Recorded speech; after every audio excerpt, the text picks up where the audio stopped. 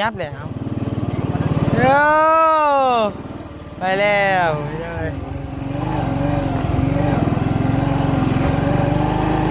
เช็ดรถเด้อไปแล้วพี่น้องเลยไปดีเด้อพี่น้องไปขี่ไปรถเล็กสับไปพอหูยุ่งเรานักพอเห็นด้วยว่าโดยกาบานิวได้รับภารกิจจากบาลี่เด้อพี่น้องเด้อเนาะให้ไปเอารถที่บานิวกับบาลี่ป้าเม่นอยู่เที่ยงเพิ่นมาเซอร์ไพรส์น้องน้อยพี่น้องเอ๋ยเนาะแต่คลิปเต็มเซอร์ไพรส์นี่อยู่ในคลิปบาลี่เด้อพี่น้องเด้อคลิปบานิวชอบคักลี่แน่นมากพี่น้องเอ๋ยรถใหม่งามลายงามลาย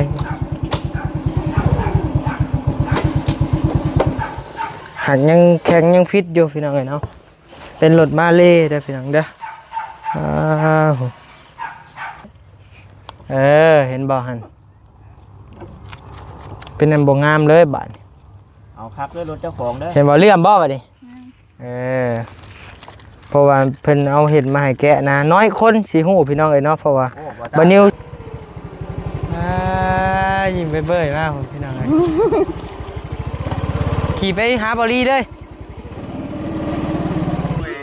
บ่ผู้รักผู้ใหญ่นั่งลงเขาจะละลายเลยความฝันเป็นจริงแล้วโดยลงจะอยากตายขอบใจอ้ายละลายเด้ออวยพรตี้ให้ลูกไผ่ไข่เจ็บนี่อวยพรตั้งใจนะชาบมะกอกใช่ไหมนี่ตั้งใจเย็นใจเย็นอวยพรดีๆมวน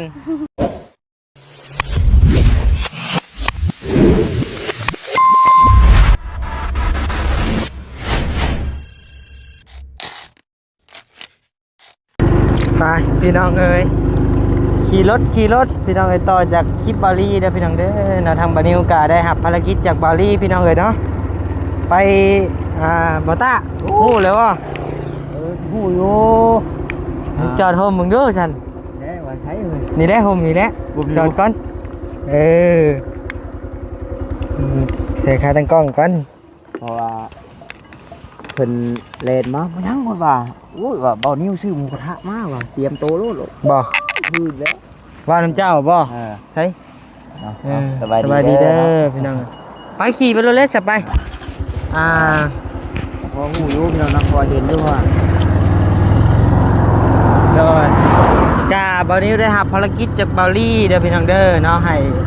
ไปเอารถที่บานิวกับบาลี่ป้าเม่นอยู่เที่ยงเพิ่นมาเซอร์ไพรส์น้องน้อยพี่น้องเอ๋ยเนาะแต่คลิปเต็มเซอร์ไพรส์นี่อยู่ในคลิปบาลี่เด้อพี่น้องเด้อคลิปบานิวนี่เป็นคลิปที่ว่าไปเอารถมาซื่อๆเนาะพี่น้องเนาะ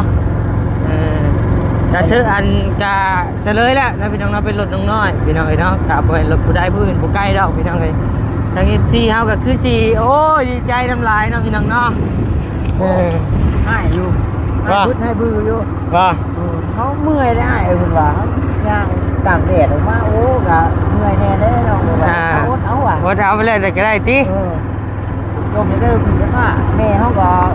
บอกขายให้เรื่องว่าจะขายงัวผู้บ่ขายงัวนักยูสังคมอยากได้รถเนาะคุณแล้วนี่แนมไปก็เห็นดอกเสียงเพิ่นเสียงนี่หาข่าวทั้งพูดนี่จอดอยู่ครับ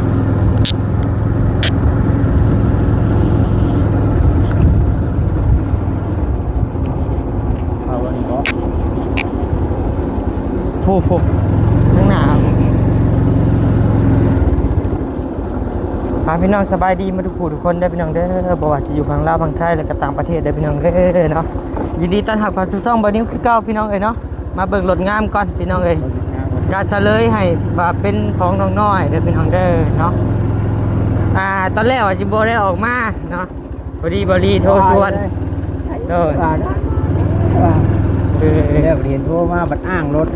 ว่าดอแอนละนี่แหละนี่งามบ่อยจ้ะงามแล้วเนาะเอาแบบนี้นะเฮ้ยมาขี่กำลังกันบ่ มันโบอันนั้นเป็นได้นี่โบ มันบ่ไหวบ่ มันโบไว้ บ่ไหวทำรถตัวนั้นบ่ เด้อไปเด้อขอบใจหลายๆเด้อลูกไปก่อนบัดนี้ขอบมกขอบห่อหลายๆ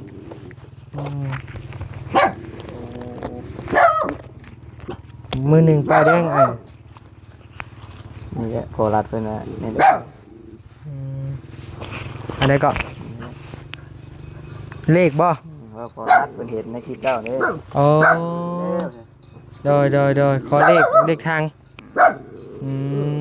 ไปจับไปหาชื่อน้ำเลยไปเลยปะ เอาตอนเจ้าพี่ไปแล้ว โดยไป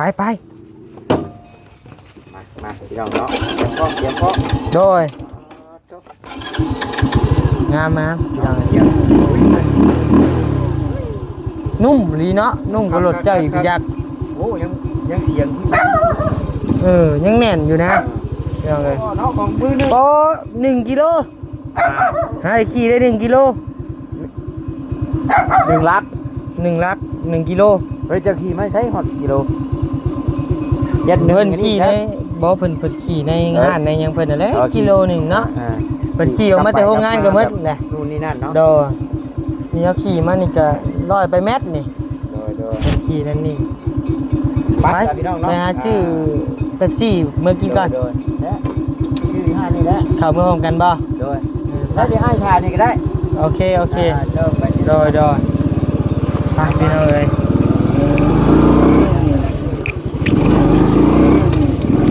โอ้ยังใหม่ยังฟิตมาทุกอย่างเลยพี่น้องเอ้ยเนาะเข้าเกียร์ก็ยังฟิตเลยเครื่องฟิตสตาร์ทติดง่ายพี่น้องเอ้ย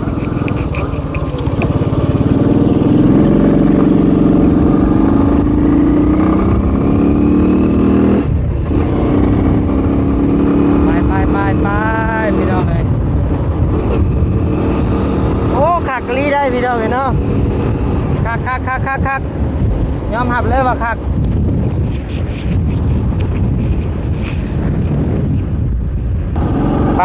ไ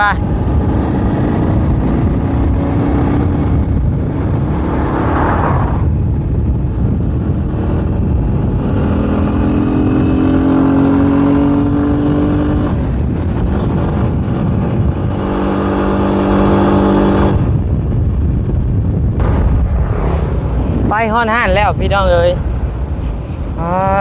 ชอบคักลีแน่นมากพี่น้องเอ้ยรถใหม่งามลาย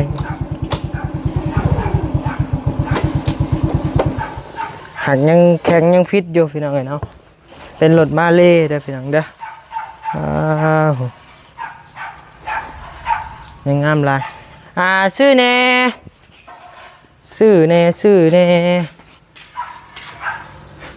น้ำเป๊ปซี่น้ำเป็ดซี่นี่พี่น้องเลยฮะโดยเลยก็เอาน้ำก้อนน้ำแน่ฮะโดย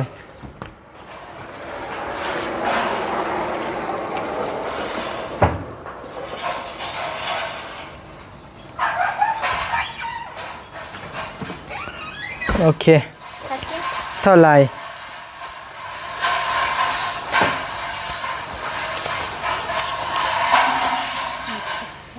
น้ำเปล่าหน่อย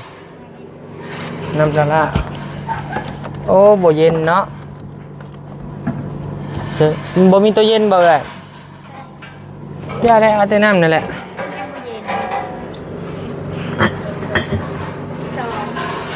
โอเค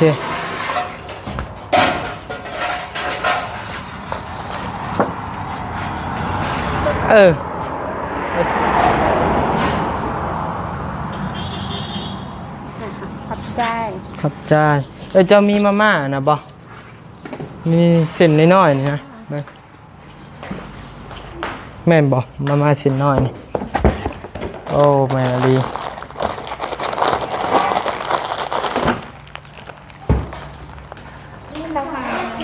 ฮะสหาบ่โอเคไข่ได้มีบ่ไข่เอาไข่นี่หน่วย3,000 10 หน่วย 3หน่วยชิปเอาห่านเอา6หน่วยก็ได้20,000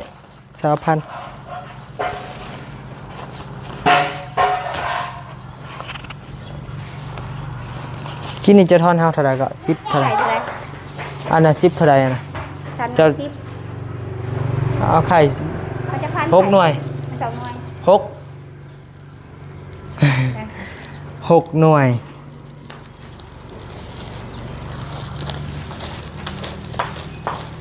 ซื้อเครื่องก่อนพี่น้องเอ้ย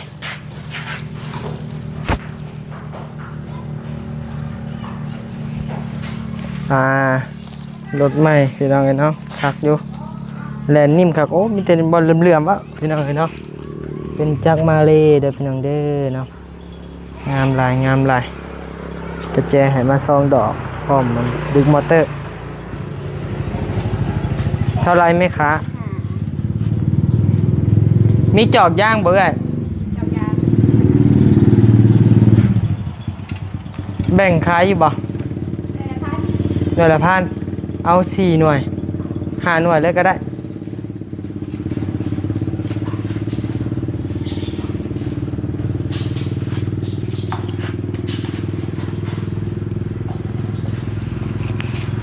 กูบอกหาเลยนะ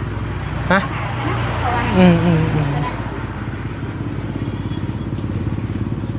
กลับว่าโอเค 50 40 50 ได้ บริการหาสิบ โอเค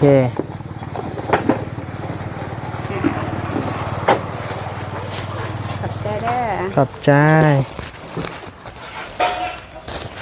อึ๊บขอบใจอึ๊บน้องเอ้ยย่านแต่ไข่แตกบาดนี่พี่น้องเอ้ยได้อยู่ดอกไปพอกันอยู่เพื่อนน้องน้อยพูดแหละนะพี่น้องเนาะไปเบิ่งคลิปเสื้อผ้าอยู่ช่องบาลีเด้อพี่น้องเด้อไปเดินทางอึ๊บ ยัดยางเมื่อหลีเนาะโอ้ยเอา ใส่น้อยเรียบร้อยติ ดีใจแล้วดีใจแล้วคัก ยิ้มให้กว่านั่นบาดนี้เนาะใส่แก้เบิ่งดูนี่พอดีอยู่บ่นี่พอดีอยู่บ่ บ่เปลี่ยนนะ บ่เปลี่ยนบ่ บ่เปลี่ยนบ่กับรถบ่ตา โอ้ยมันก็รถอ่านเป็นจังแห้งอยู่ได้ปืดปาดอยู่ได้ ลองใส่เบิ่งดูฮะ ใส่เบิ่ง เออ เห็นเป็นมั้ยจ๊ะ ถือแขวผมเฮ้ยน้อยใส่เบิ่งมันกันกระทบดีอยู่บ่น้อยน้อย จะโชคขายใหญ่เข้าไปบ่แห้งเนาะจีกออกเลยแม่แล้วมันอ่ะมันได้จีแห้ง หน้ามันนี่เบิ่งจิกให้เบิ่งจิกให้นี่ โอ้ย ใส่นี่ เอาแล้วเอาเสื้อน้อยใส่เสื้อเข้าไป บ่ใช่นะเชื่อนะ โอ้ยจนว่า บ่ใช่ก็ย่าเชื่อนะ เอาครบชุดเนาะ โอ้งามลายพี่น้องเอ้ย งามเลยสี Honda ดึกมอเตอร์ เอาบ่เคยซื้อให้เสื้อได้สี โดยเป็นคนแรกเลย สีบอลเนาะสีบอล น้อย ครับแดงด หาแกะออกสติกเกอร์นี่จังหน่อยมันติดเลยได้หันมันถึกแดดนะ ำครับเป็นโซมใหม่ปีใหม่ เฉลยแล้วบ่น้องน้อยนะ พอเปอร์เซ็นต์FC บอกอยู่หลายได้มีแต่น้องน้อย โอ้ชุดแต่น้ำน้องน้อยแหละคะแนนว่าโบแมนรอบนี้นะ สำหรับโบเมนห้อมนี่แบบว่า FC กับเนาะผิดหวังหลายคนอีกนะ เออ มอเตอร์ คุณกำลังมาถ่ายเด้อเดี๋ยว โดย โอเคขอบใจอ้าย อันนี้นะมันในนี่มันมีสติกเกอร์อันนี้อีกได้ต้องได้แกะออกได้นี่ บ่ บ่ชั่นยามมันแดดแล้วมันโพ่งขึ้นนี่ขี้ได้แกะออกบ่ได้เลย ใช่จน เบ้ยแกะเอาให้มันต้อง อ้ายกับบริษัทแกะบริษัทฮู้ได้ บ่รถเจ้าบ่มี แต่ว่ารุ่นนี้มี อันนี้มันมีได้นี่ โอ้เลย เห็นบ่เลื่อมรถแจ่มรถเลยเห็นบ่ ตะก้น ข้างหลังข้างลิงแม่นบ่นี่ มีเมื่อใด เอาเลย นี่ แม่นควบน้องนิ้วได้น่ะโพงได้น่ะ มันโพงได้บัดมันถึกแดดแล้วมันติดเลยบัดนี่มันบ่งามเลย เป็นอันลื่นเลย โดยแกะออกหน่อยเห็นบ่หั่นเป็นอันบ่งามเลยบัดนี่ เอาครับด้วยรถเจ้าของเด้อ เห็นบ่เลื่อมบ่บัดนี่เพราะว่าเพิ่นเอาเห็ดมาให้แกะนะน้อยคนสิฮู้พี่น้องเอ้ยเนาะเพราะว่าบ่นิวสิฮู้นี่ก็ย้อนว่า เคย กันรอดสิดอก บ่กันหล่อนแม่นแหละมันกันหล่อนมาแต่ห้องงาน แต่ว่าเฮามาใช้เฮาต้องแกะออก อันนี้มัน เพราะว่า แก้ปะ โอ้แกะแล้ว เห็นคือไล่แล้วโบเกน่ะ อาเดียวถึกแดดบ่ฮอด2 ทิศดอกติดเลยนี่เบิ่งเล็บน่ะช่งไว้ ห ห ยั ยัง ง บ่นี่ปล่อยเมื่อแล้วเนาะเออ ถล่มกันคอมเมนต์ไปเห็นมาอื่นกันหาน้ำเดี๋ยวนั่นแหละ เดี๋ยวสินำเมื่อเบิ่งดอกเอาไว้แบบใดรักษาดีๆได้เฮ้ย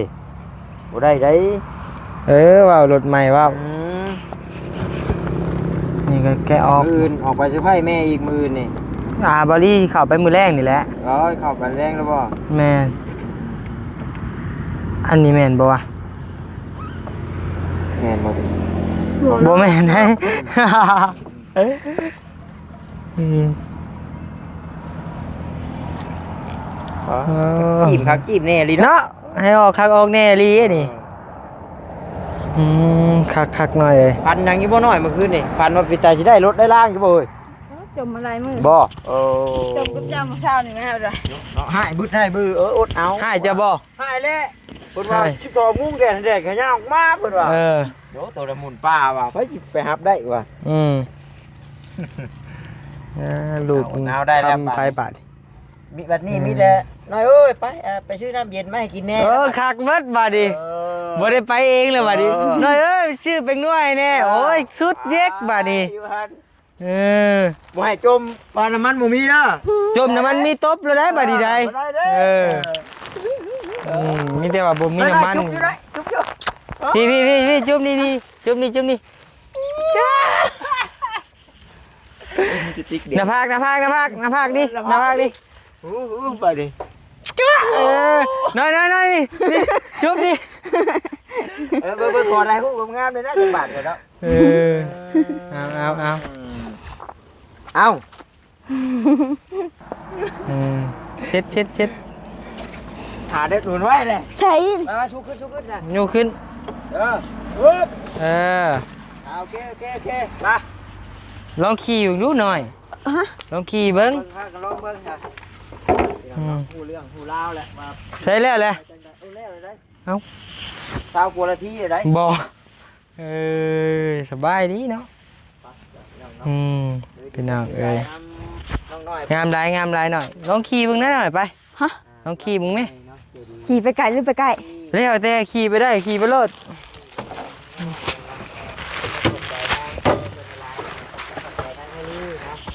เอามาหมวกกันน็อกนะ เอาก้อนเลย เอามันสีเหี่ย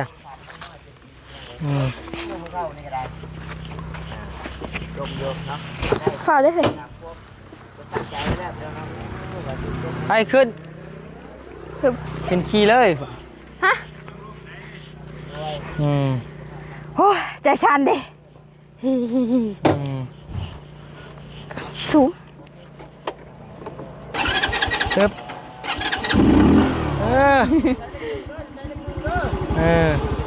เด่นใส่เล็กนึงกันแล้วค่อยๆใส่เลยเหยียบอย่าเย็บอย่าเล็งแม่ใส่เล็งนะไปค่อยๆเล็งออกเลขไงเล็กนึงได้แล้วไปรถเนาะบางอย่างเฮ้ยต้นแหนไปขี่เลย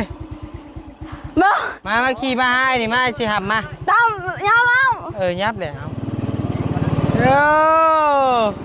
ไปแล้ว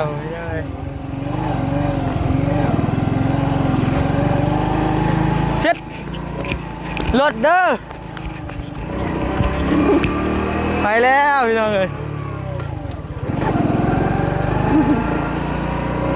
ไปแล้วโอ้ยบ่อยากเห็นคนล้มเด้พี่น้องเลยการบ่ซ้อนก็ขี่บ่เป็นนะพี่น้องเลยต้องซ้อนก่อน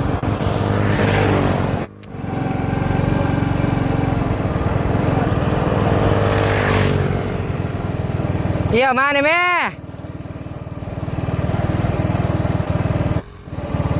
ใช้บ่เอี่ยวกลับมาไปเอี่ยวใช่น่ะ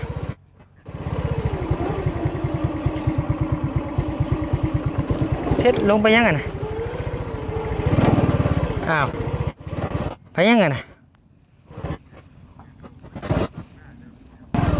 มาพี่มาเลยมาแล้วพี่น้องมาแล้วบุป่าบุดอนมาแล้วบ่ใช่เฮ้ยทางใหญ่มีบุขี่เฮ้ยบุป่ามาบ่านี่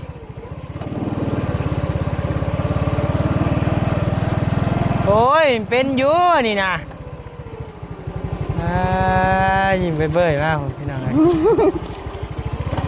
ขี่ไปหาบอลี่เลย ปีกไก่ เอาแล้ว เด็กบ่อยู่ลีหาเช็ดได้หัน จะชนได้บ่ มาเย็นดีใจเลยเย็นน้ำชูไอ้กินบัดนี่ ใช่ ยังให้อ้ายบัดนี้ซื้อรถมาให้หน่อยดิ ขอบมกขอบใจลีแม่ลีเพิ่น ขอมอขอบใจได้ ไปนั่งกราบดี แล้วเว้ย ๆบ่ผู้รักผู้ใหญ่นั่งลง ขอมอขอบใจละลายเลยความฝันเป็นจริงแล้ว โดยโอ้ยเฮ็ดจังซั่น อ้าวมัดบ่ฮู้คนสำคัญบ่ โอ้ อ้ายห้ามลงจากตาย ขอมอขอบใจอ้ายละลายเด้อ อวยพรตี้ให้หายโรคภัยไข้เจ็บนี่อ้าวอวยพร ขอให้อ้าย ตั้งใจก่อนตั้งใจ นะซับมะกอกใช่ดอกนี่ จริง ตั้งใจเย็นๆใจเย็น อวยพรดีๆมวน ตั้งใจยังบ่มีสติอยู่เด้ยังอันนี้อยู่ยังดีใจอยู่ ๆบ่ได้เฮาน่ะมีแต่อยากตีบ่อยากอวยพรดอก บ่เป็น นบมืออวยพรดีๆงาม ขอให้อ้ายอยู่ดีมีแห้งความเจ็บบ่ให้ได้ความไข้บ่ให้มีโรคภัยไข้เจ็บอันใดขอให้หายไวๆเด้อขอให้สุขภาพร่างกายแข็งแรงเด้อ คอยหักเอายืนยาวเด้อฉันบันทายอ่ะ เอ้า ๆเอียง ยังหล่นเลยไปเอามาไหมเอามาไป เอียงฮะกันน็อกป้องกันชีวิต มาดีเด้อ โดยหมวกสลิป หมวกกันน็อกกับของผู้ชายยังไม่จักบ่ ผู้หญิงที่ อืม มันใส่กันได้อยู่หรอก พวกนั้นทำเลยเดี๋ยวเห็นเอาไปมากกันเนาะ งามเลยสีมันแจ่มนี่เห็นบอกเขาหลอกสติกเกอร์ออกแห้งงาม ชื่อจักมาชีมกันนะแต่จะมวนชื่อจักมาชีมกันนะ ชื่อแล้วอยู่เพื่อนดิ น้ำกันนะจังมวน ชาวแม่กี่โอ้ย ม่วนจีรักเจ้าไอ้บ่ม่วนน้ำเลยติ เสิร์ฟแม่เสิร์ฟน้ำไม่น้อยเสิร์ฟน้ำแม่ บุจอก จบ เด้จอกไอชื่อมาเลยฮะ ก็ตื่นเต้นนะ อ้ายอยากกินเขาเดี๋ยวนี้หน่อยเอ้ย เอาแม่เอา บุมี ไป เข่าอยู่บนหน้าเลย มีเด้ อ้าวชื่อมีมาแล้ว โอ้ มีไฟ จูไผ่ตุ่มให้เราอย่าเนาะ ได้ เป็นอย่างเจ้า มือนี่เป็นพญานะมือนี่บอนิ้วพี่น้อง เจ้าก็ต้องยอมนะ เงาเลย ป็นพญนะมือหนึ่งพี่น้อง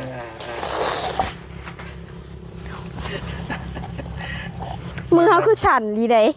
ชั้นนี่เลยนี่วงนี่ ชัน ไผ่สิบชั้นเนาะ ไอ้ก็เคยถือจะไพ่อยู่ไอ้จนหายแบบย่างขอบใจพุ่นขอบใจบ่เป็นเลยแบบ บ่เคย แท่นเลย เดี๋ยวบ่เคยสะพายชิ้นใหญ่นะ นี่ รถนี่บ่ นี่จะมาเพลงกระทับกระทันนั้นล่างเลยทางอีก บ่ได้บ่อยากชื่อมันได้ไผ่ชื่อมาสะไผ่ แม่แก้วเลยแม่เกลือเป็นเจ้าของเงินนะ แล้วไผ่ชื่อมาให้ แม่แก้วมันนั่นเองแม่แก้วกับผัวแล้วแหละ คนตั้งฝากเงินมาให้บ่ บ่พาไปซื้อเลย ขอบคุณพาไปชื่อเลย เขาเลยว่าโอ้แบบแท่นนะแบบโอ้เว้ามาออกเลยเดี๋ยวว่า คือแขนไข่นี่บ่ เอาแบบ ตื่นเต้นเลย แน่ๆกับบ่คืดนะน้อย ใจ แบบแล้วมันบริเวณหน่อยได้นี่ชื่อรถไทยเนาะ จักหมื่นตอนจะซื้อนะ โอ้เกือบ7คุณได้ อ๋อ 68,000 ตรงนั้นมันยังบ่ทันขึ้นแต่ว่าเขาถามที่นี่ตัวที่เนี่ย หา 7เนาะ บ่ได้เดี๋ยวนี้ แม่ 7หรอ มือซองน่ะมืออาหารเนาะ แม่มือตรงนะฮะยังหามือโอ้มือใหม่แล้วดีกว่า 20,000ติ 77,000แต่ละนิ้วนั่น67,000บ่เราลุกให้ เอาจังได๋ก็ให้เป็นรถข้ามรถคูณเด้อ ได้ พาไปหาเงินหาค่ำได้บัดนี้ได้ใส่ในครอบในครัวจังได๋ก็ มาขายเฮ็ดขายฮอน บ่ได้ทอดแม่มาเนาะบัดยาม กาลักๆกันนี่แหละเด้อ ได้ อ้ายโทรมาเลยกลิ้งออกมาน้อยๆแล้วไว้ได้บัดนี้ได้รถแหละ ถามว่าเด้อติ ได้ โอ้ตีนมันบ่ถึงน่าจะเพื่อก้าวขึ้นรถวะกระหึงกับยูอินสัตว์เด้ ตีมสัตว์ ความจ ไปโอเคพี่น้องอยู่ดีไม่แห้งมาทุกคนทุกคนเนาะพบกันในคลิปหน้าเด้อพี่น้องเด้อสำหรับคลิปนี้รับกันแล้วสบายดีเด้อพี่น้อง ำ สวัสดีโดย